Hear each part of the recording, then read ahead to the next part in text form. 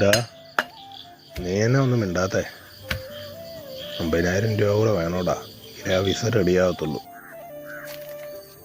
എടാ നീ ഇതെന്നെ അറിഞ്ഞിട്ടാടാ എന്നോട് വന്ന് ഈ പൈസ ചോദിക്കുന്നത്? ഞാൻ എവിടുന്ന് എടുത്ത് തരാനാ?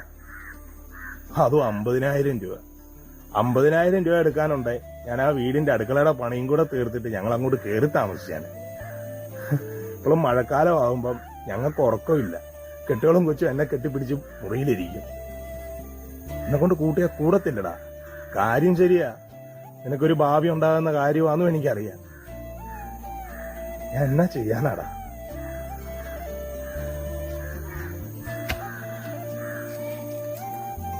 എന്റെ ആധാരം ഒന്നും പണയം വെക്കാൻ പറ്റത്തില്ല. അത് ലൈഫ് പദ്ധതിയുടെ അല്ലേ. അത് 12 വർഷത്തേക്ക് പണയം എടുക്കത്തില്ല ഒരു ബാങ്കുകാരും.